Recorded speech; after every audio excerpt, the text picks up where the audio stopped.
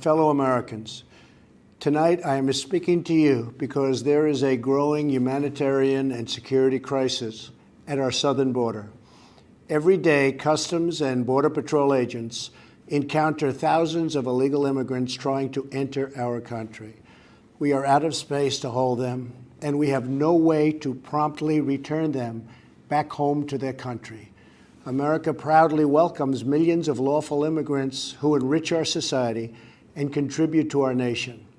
But all Americans are hurt by uncontrolled illegal migration. It strains public resources and drives down jobs and wages. Among those hardest hit are African Americans and Hispanic Americans. Our southern border is a pipeline for vast quantities of illegal drugs, including meth, heroin, cocaine, and fentanyl. Every week, 300 of our citizens are killed by heroin alone, 90% of which floods across from our southern border. More Americans will die from drugs this year than were killed in the entire Vietnam War. In the last 2 years, ICE officers made 266,000 arrests of aliens with criminal records, including those charged or convicted of 100,000 assaults, 30,000 sex crimes, and 4,000 violent killings. Over the years, thousands of Americans have been brutally killed by those who illegally entered our country, and thousands more lives will be lost if we don't act right now. This is a humanitarian crisis, a crisis of the heart, and a crisis of the soul. Last month, 20,000 migrant children were illegally brought into the United States, a dramatic increase. These children are used as human pawns by vicious coyotes and ruthless gangs. 1 in 3 women are sexually assaulted on the dangerous trek up through Mexico. Women or children are the biggest victims, by far, of our broken system. This is the tragic reality of illegal immigration on our southern border. This is the cycle of human suffering that I am determined to end. My administration has presented Congress with a detailed proposal to secure the border and stop the criminal gangs, drug smugglers, and human traffickers. It's a tremendous problem.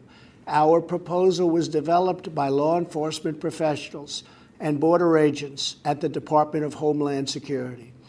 These are the resources they have requested to properly perform their mission and keep America safe, in fact, safer than ever before.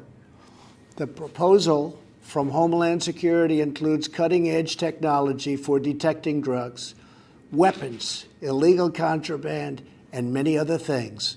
We have requested more agents, immigration judges, and bed space to process the sharp rise in unlawful migration fueled by our very strong economy. Our plan also contains an urgent request for humanitarian assistance and medical support. Furthermore, we have asked Congress to close border security loopholes so that illegal immigrant children can be safely and humanely returned back home. Finally, as part of an overall approach to border security, law enforcement professionals have requested $5.7 billion for a physical barrier. At the request of Democrats, it will be a steel barrier rather than a concrete wall. This barrier is absolutely critical to border security. It's also what our professionals at the border want and need. This is just common sense. The border wall would very quickly pay for itself. The cost of illegal drugs exceeds $500 billion a year, vastly more than the $5.7 billion we have requested from Congress. The wall will also be paid for indirectly by the great new trade deal we have made with Mexico.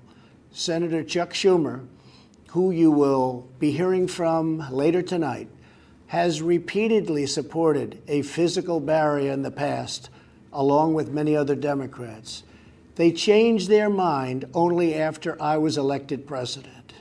Democrats in Congress have refused to acknowledge the crisis, and they have refused to provide our brave border agents with the tools they desperately need to protect our families and our nation. The federal government remains shut down for one reason, and one reason only, because Democrats will not fund border security.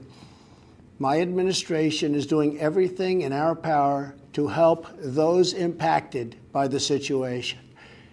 But the only solution is for Democrats to pass a spending bill that defends our borders and reopens the government. This situation could be solved in a 45-minute meeting. I have invited congressional leadership to the White House tomorrow to get this done. Hopefully, we can rise above partisan politics in order to support national security. Some have suggested a barrier is immoral. Then why do wealthy politicians build walls, fences, and gates around their homes? They don't build walls because they hate the people on the outside, but because they love the people on the inside. The only thing that is immoral is the politicians to do nothing and continue to allow more innocent people to be so horribly victimized. America's heart broke the day after Christmas when a young police officer in California was savagely murdered in cold blood by an illegal alien who just came across the border. The life of an American hero was stolen by someone who had no right to be in our country.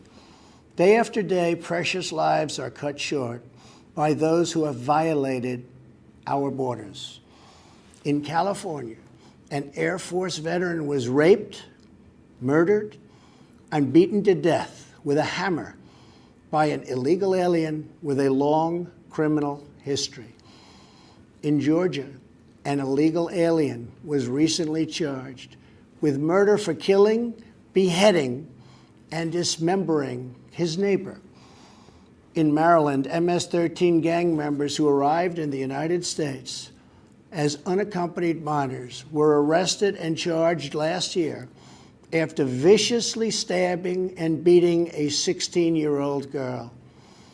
Over the last several years, I've met with dozens of families whose loved ones were stolen by illegal immigration.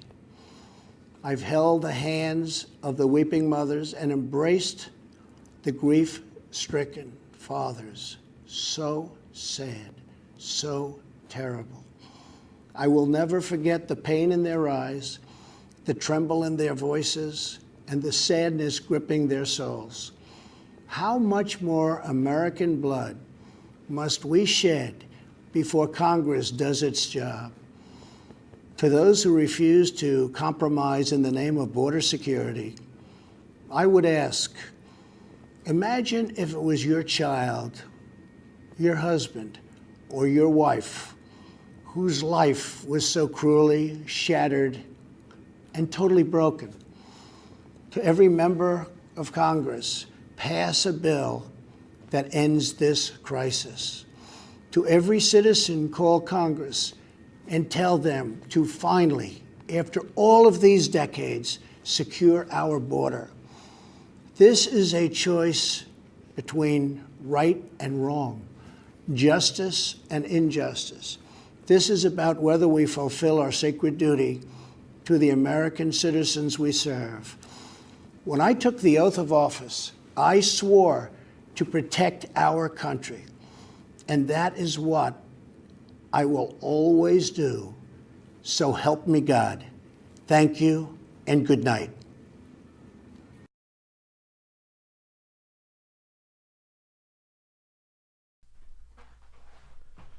All right, folks, thank you very much for joining us and choosing us as your stream of choice. My name is Jen. I'm from Golden State Times. If you guys liked our coverage, make sure to subscribe.